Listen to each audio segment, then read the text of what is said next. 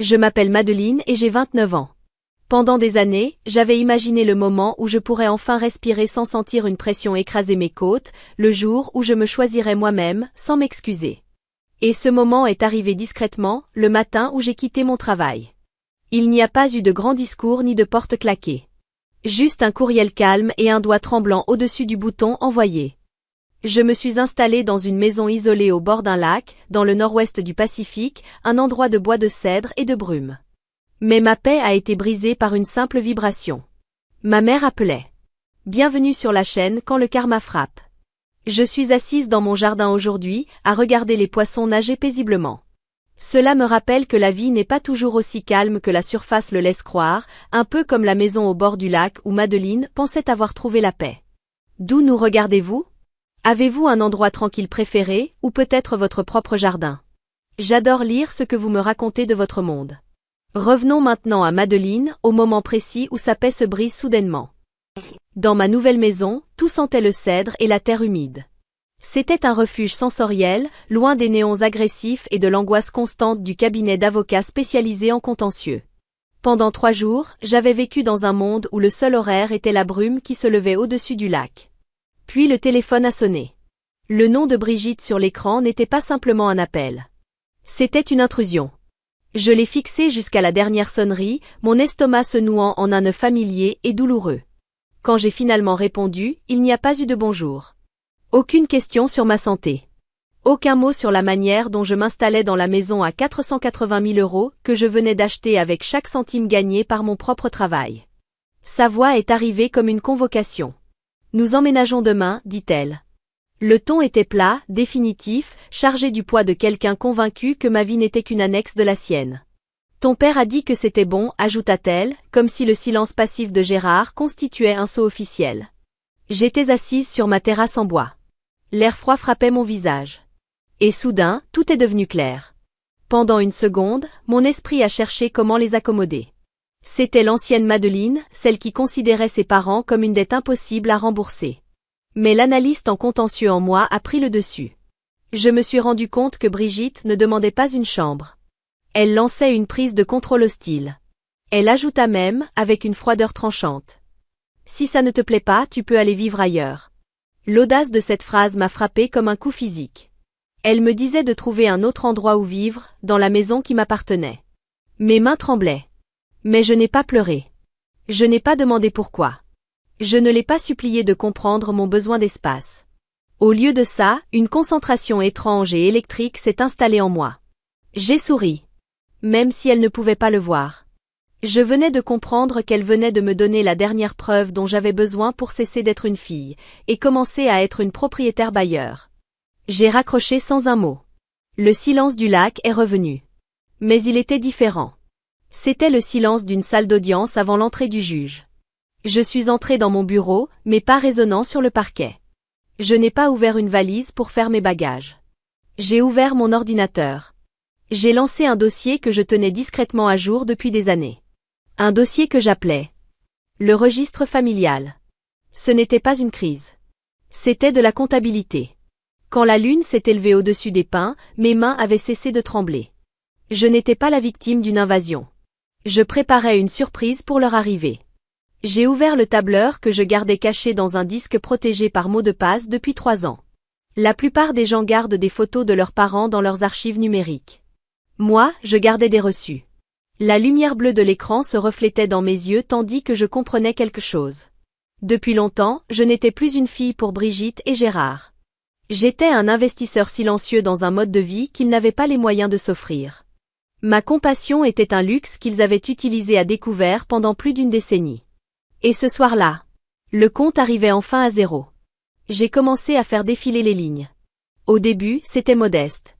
3 000 € pour une réparation de voiture qui ne semblait jamais se faire. 750 € pour une facture d'électricité prétendument à une semaine de la coupure. Puis les chiffres ont commencé à gonfler, comme des bleus apparaissant sur une page. Au bout de 12 ans, le total était vertigineux. 105 000 €. C'était le prix de mon statut de bonne fille. Un abonnement mensuel que je payais pour maintenir la paix, pour empêcher mes côtes d'être écrasées, pour maintenir l'illusion d'une famille. Une entrée particulière m'a coupé le souffle. 22 000 €. Je les avais envoyés quand j'avais 24 ans. Je me souviens parfaitement de cette année. Je travaillais 80 heures par semaine au cabinet, vivant de café froid et d'adrénaline, dormant à peine. Brigitte m'avait appelé en panique, affirmant que Gérard avait besoin d'une opération d'urgence de la vésicule biliaire et que leur assurance avait une franchise énorme qu'il ne pouvait pas payer. Gérard était derrière elle, silencieux comme toujours. Sa simple présence servait de renfort silencieux à ses mensonges. Je n'ai pas hésité. J'ai vidé mes modestes économies et contracté un prêt personnel pour payer le reste. Je pensais sauver la vie de mon père. 3 mois plus tard, je suis rentrée chez eux à l'improviste. Il n'y avait aucune cicatrice chirurgicale sur Gérard. En réalité, il avait l'air confus quand je lui ai demandé comment se passait sa convalescence. Mais moi j'ai vu. Au fond du placard de Brigitte, il y avait un sac de créateur en édition limitée qui coûtait exactement 5 500 €. Et une pile de factures de spa de luxe qui expliquait le reste. Il n'avait pas utilisé cet argent pour un lit d'hôpital. Il l'avait dépensé pour des vacances de luxe. Pendant que je travaillais jusqu'à l'épuisement pour rembourser le prêt. Quand j'ai confronté Brigitte, elle ne s'est pas excusée. Elle m'a simplement regardée et a dit « Tu as tellement de choses, Madeleine. Pourquoi ta mère ne pourrait-elle pas avoir quelque chose de beau elle aussi ?» C'est à cet instant que j'ai compris. Mon amour était traité comme une marchandise. J'étais une ressource à exploiter, pas un être humain à protéger. Assise dans ma maison au bord du lac, devant le total de 105 000 €, j'ai senti une vague mentale essayer de m'entraîner sous l'eau. Une petite voix murmurait dans ma tête. Puisque j'avais déjà donné autant, je pouvais bien donner encore ça. Je pouvais bien leur laisser la chambre d'amis. Mais j'ai regardé le lac. La brume était épaisse et grise, cachant la surface de l'eau. Pourtant je savais que les profondeurs étaient froides et impitoyables. Ce n'était pas une histoire de vengeance. C'était un audit. Pendant 12 ans, j'avais été la banque familiale. Et désormais, la banque était officiellement fermée. J'ai commencé à rédiger une liste détaillée de chaque euro que je leur avais envoyé. Chaque urgence. Chaque prêt. Chaque cadeau, arraché par la culpabilité. Je n'ai pas laissé de place au regret. Il n'y avait que le bilan. J'en avais fini d'être une fille sous abonnement. À 6 heures du matin, le silence de la maison au bord du lac fut brisé. Pas par le cri d'un oiseau sauvage. Mais par la vibration insistante de mon téléphone sur la table de nuit. Je n'avais même pas besoin de regarder l'écran pour savoir qui c'était. Brigitte ne comprenait ni les fuseaux horaires, ni les limites. Elle ne comprenait que ses propres besoins. J'ai pris le téléphone. Une photo.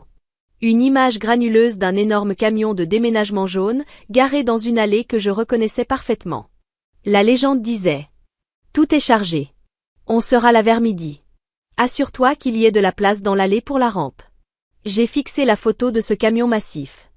Je me demandais quelle carte bancaire ils avaient saturé pour payer ça.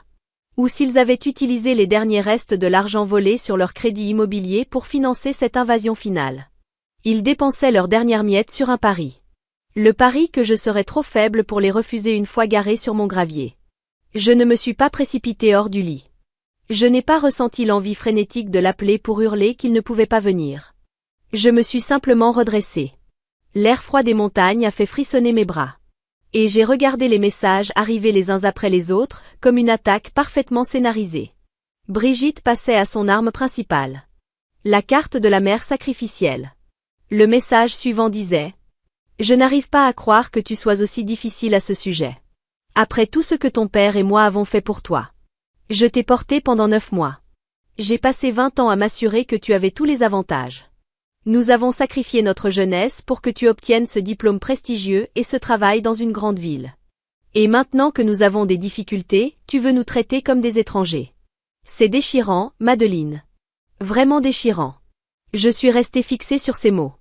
9 mois. Dans mon ancienne vie, ces mots auraient été une laisse me ramenant immédiatement à l'obéissance coupable. Mais en les regardant avec le regard d'une analyste en contentieux, je voyais autre chose. Un contrat défectueux.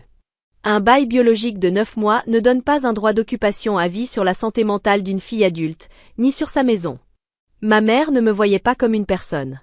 Elle me voyait comme un compte d'épargne à haut rendement qu'elle avait décidé de liquider sans prévenir.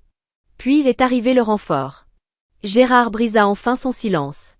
Même si c'était clairement dicté par Brigitte. Madeleine, sois raisonnable, disait son message. Ta mère est très stressée.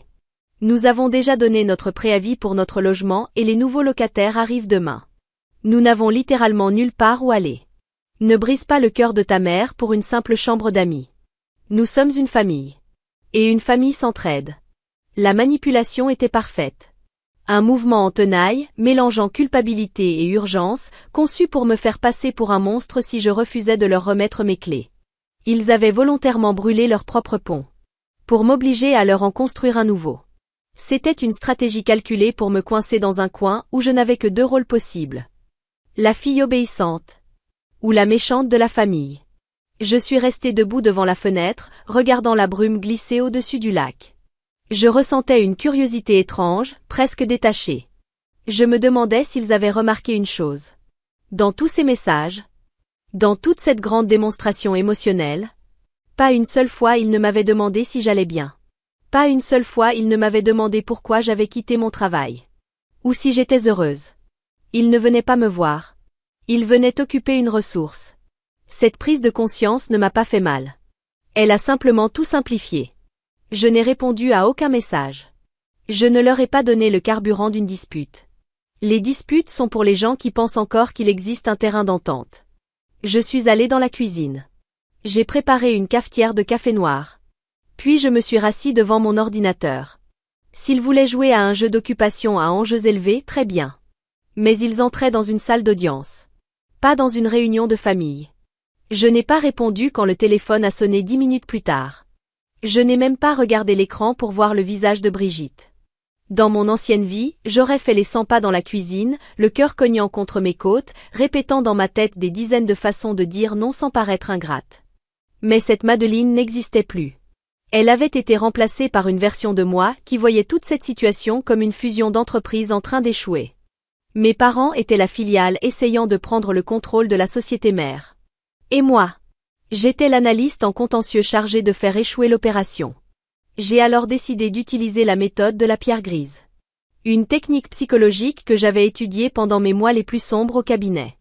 Le but de cette méthode est simple, devenir aussi inintéressante, aussi neutre et aussi froide qu'un simple caillou gris posé sur le sol. C'était une manière d'affamer Brigitte du drame qu'elle recherchait. En devenant une pierre grise, je choisissais de ne plus être un événement. Quelqu'un qui ne fournit aucun carburant émotionnel, peu importe combien on le provoque.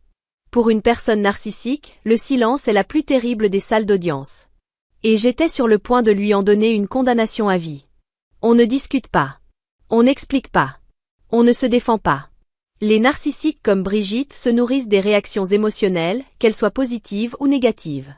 En devenant une pierre grise, je lui coupais l'oxygène. Je ne lui offrirais ni l'adrénaline d'une dispute, ni la satisfaction de mes larmes. Je devenais un non-événement. J'ai ouvert un nouveau document sur mon ordinateur. Je n'écrivais pas une lettre à ma mère. Je rédigeais un contrat de location de courte durée. J'ai utilisé le même langage clinique et détaché que celui que j'employais depuis des années dans les dossiers de contentieux à forts enjeux. J'ai listé les conditions avec une précision chirurgicale. Loyer mensuel, 3 200 €. Le tarif exact du marché pour une propriété de luxe au bord du lac dans cette région. Dépôt de garantie, 6 500 €, payable intégralement à l'entrée. J'ai ajouté des clauses. Silence obligatoire à partir de 21 h. Interdiction stricte de fumer.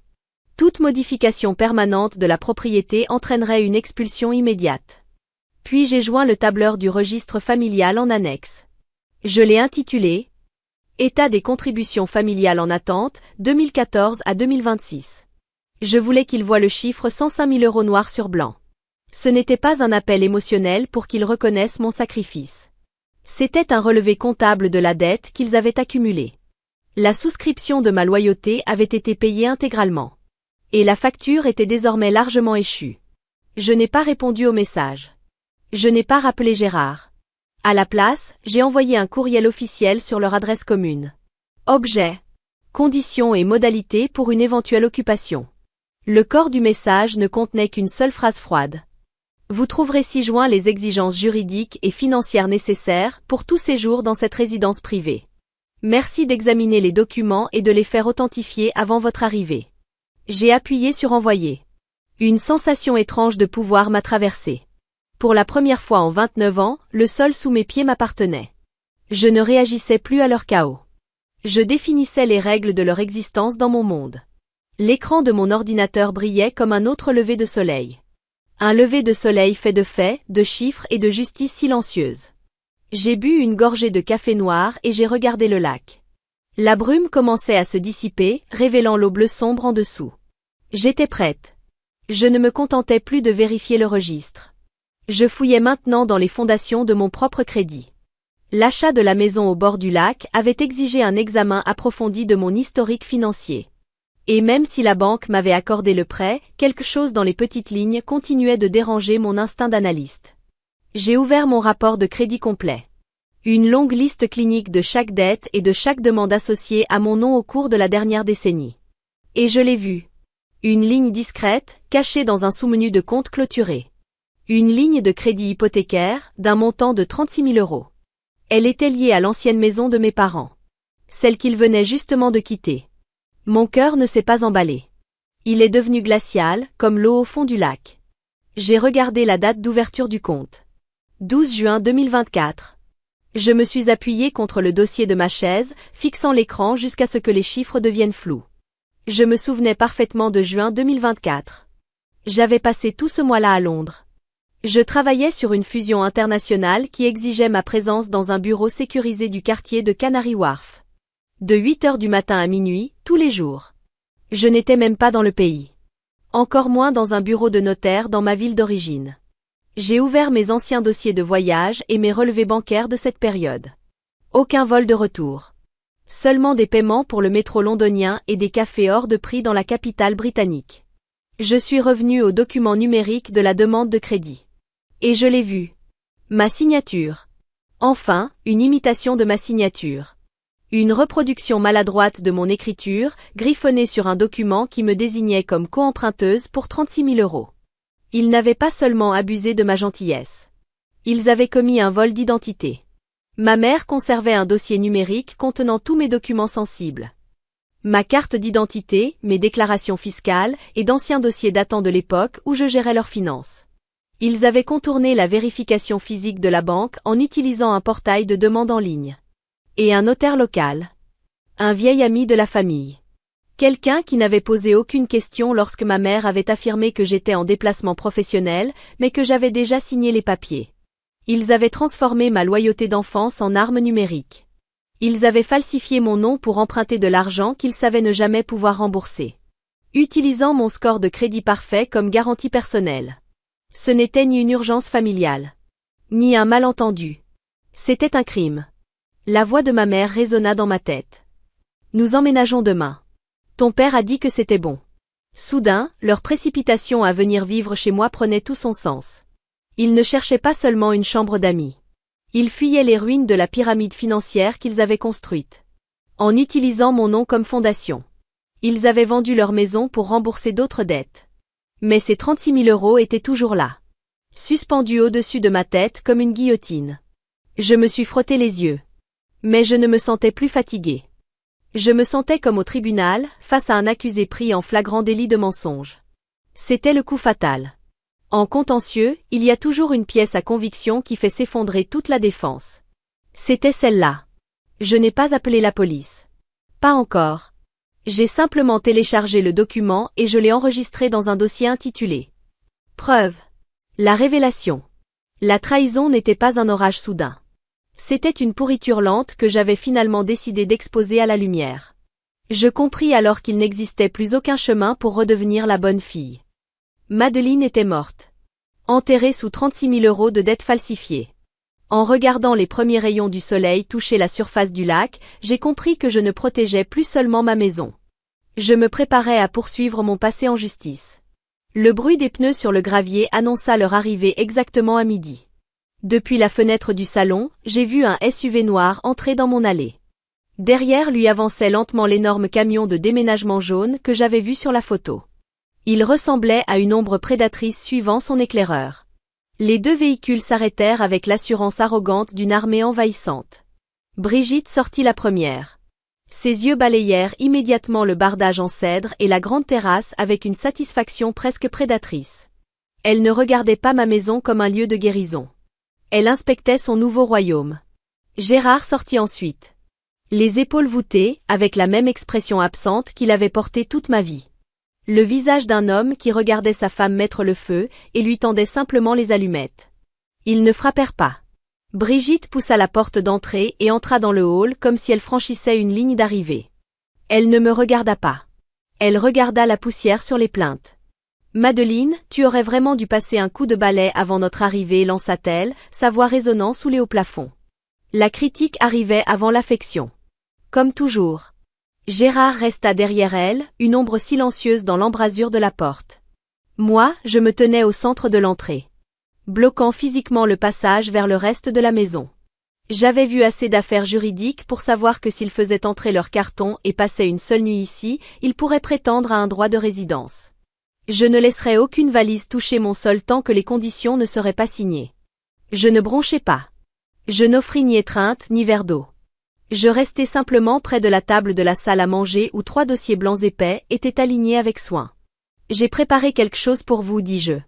Ma voix était calme. Presque détachée. Brigitte s'arrêta.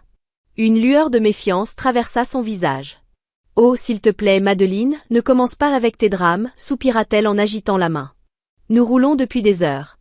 Nous voulons simplement nous installer dans notre chambre. Laquelle est la nôtre? Celle avec la vue sur le lac? Je ne répondis pas. Je désignai la table. J'ouvris le premier dossier et le fis glisser vers elle. Voici l'audit détaillé des 12 dernières années. 105 000 €. Chaque loyer que j'ai payé pour vous. Chaque facture médicale. Chaque luxe que vous avez exigé sous prétexte d'une urgence. Le visage de Brigitte se durcit. Tu essaies vraiment de facturer tes parents? Cria-t-elle, sa voix montant dans ce registre d'indignation outrée que je connaissais si bien. Gérard remua nerveusement, regardant le sol.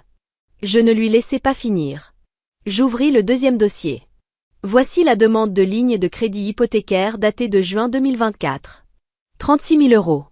Elle porte une signature étonnamment semblable à la mienne, alors que j'étais à plus de 3000 km à Londres le jour où ce document a été authentifié. La couleur quitta le visage de Brigitte si vite que cela en devint presque cinématographique. Le silence qui suivit fut lourd. Étouffant. Absolu. Je la regardai droit dans les yeux. C'est un crime, maman. Usurpation d'identité et fraude bancaire. J'ai les relevés de voyage et les preuves nécessaires pour démontrer que je n'étais pas là. Et n'imaginez pas que votre ami notaire est en sécurité. J'ai déjà préparé une plainte officielle pour faire révoquer son autorisation d'exercer, ainsi qu'une action civile pour négligence professionnelle. Je démantèle tout le réseau que vous avez utilisé pour me trahir. En commençant par quiconque a osé apposer un sceau officiel sur vos mensonges. J'ouvris le troisième dossier. Voici un contrat de location de courte durée. Si vous restez ici, vous restez comme locataire. Vous paierez 3 200 € par mois. Et vous signerez cet accord. Il inclut une clause exigeant le remboursement des 36 000 € volés dans un délai de 24 mois. Sinon, je remets le deuxième dossier au procureur. L'explosion que j'attendais arriva enfin. Brigitte cria que j'étais ingrate. Que j'étais un monstre. Qu'une famille ne faisait pas cela à ses proches. Mais pour la première fois de ma vie. Ces mots n'avaient nulle part où atterrir. J'étais une pierre grise. J'étais un tribunal. J'étais la loi dans ma propre maison. Gérard parla enfin, la voix tendue. Madeleine, c'est extrême. Non, répondis-je calmement. Ce qui était extrême, c'était de penser que vous pouviez prendre ma vie quand cela vous arrangeait. Vous croyez que votre autorité vous suivrait partout. Ce n'est pas le cas. Elle est restée au portail. Vous pouvez signer le contrat et payer votre place. Ou remonter dans ce SUV et trouver un autre endroit. Le choix vous appartient entièrement. Et pour une fois, vous n'avez aucun pouvoir sur l'issue. Brigitte regarda autour d'elle. Et pour la première fois, elle vit la maison pour ce qu'elle était réellement. Une forteresse qu'elle ne pouvait pas franchir. Elle paraissait plus petite. Plus vieille, soudain. Ils ne signèrent pas. Ils ne pouvaient pas se le permettre. Sans un mot, Brigitte fit demi-tour et sortit. Ses talons claquaient sèchement sur le parquet. At all, which is why I don't think it's an Oni. Oh, there's the dots again. That's terrifying.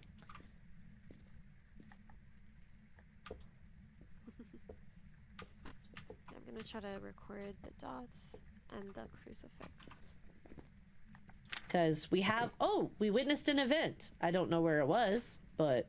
Yeah, it evented, but I couldn't find it. I think my son made spaghetti. Object thrown. Perfect.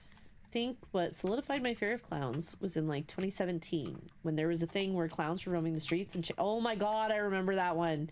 Anybody chasing you would give you a complex, honestly, in my opinion. And the fact that they just dressed up as clowns just made it fucking The worse. doctor was just to the side of you and behind you. Oh wow. Fail. You're okay. Like, well, okay, about that. There's another cruciburn.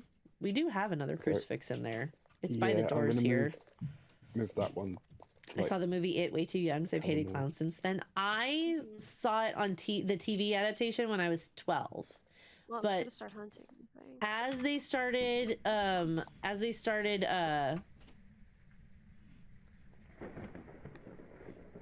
calling everybody to say it's back, and then he looked down and there were muddy footprints on the ground, and then a balloon popped right by his face. I had to turn it off. I was terrified. I didn't want to watch the rest of it, and then I was scared that my dog was going to turn into Pennywise and rip my arm off, so I like hovered in my parents' bedroom door, was like, can I sleep with you, and ended up sleeping on the couch for like 3 days because I didn't want to be in my own bed. Oh, you do. Cool. We got the sounds. Oh, and there's another cruciburn. I'm gonna. Wow. Yeah, it's at 0. So. Okay, so we just really need a hunt. Yeah, And this is I'm gonna be gonna- scary. While you're. Okay, so we got lots of. While we're waiting for a hunt, I will Alright, try so and there be were a bit sneaky 5 and try and get us some lockdowns your bunnies. senior year because of people running around like dressed like clowns. That's insane. That's insane. What the hell? It's throwing stuff in here now? Disrespectful. It can't move, can it? No, it cannot. All I did was drop it from 3 evidence to 2 on the one that we've been using. Those can event in all adjacent rooms, though. So. I had a Yeah, surprise it's probably just presentation that was reaching sprung through it. on me, so I got the pleasure of summing up 4 months of work in 10 minutes. It looks Okay. like The one bunny ran away. there's cum. Ooh. Thanks, Fingers crossed, Baba. all runaways. I tried to have my boss help, and that was a mistake. best My place part to turned out okay, but it was so fucking stressful. Did I mention they I told me of even- that Those yesterday? sneaking Oh my up gosh, 50% Claw. Speed frequently, though. Oh. Hunting. I'm smudging. Yeah. I couldn't see it. Oh, got me. Fuck. I Oh forgot no. to smudge. It's okay. No. We have the monkey paw. One of Oh, my yeah. people actually got Okay, though, arrested if you for can't doing provide me it, for having a profit. real knife hidden in the clown costume. Yikes. Okay, I smudged, but I don't know where Did it it came seem from. more visible from what you meant? I Oh, really shit. didn't see much, honestly. I kind of wish Oh, I'm the dead. power I'm was dead. on. I'm dead. It is. It's an Oni. I don't know if... I can't remember. Can you... It's an Oni. We haven't gotten an Oni ball. When you're dead? Does it count? You're not Do supposed I to be able to. do it hunted again real fast. I went to go to the door If it comes and back it here, was I'm there. screwed. Yeah. So The cats die as well. yes, I did. Yeah. I'm so sorry. I was in the middle of talking, and then I was like, oh, Okay. well, it ripped her. I'm so sad. I went to go get something, but I was muted.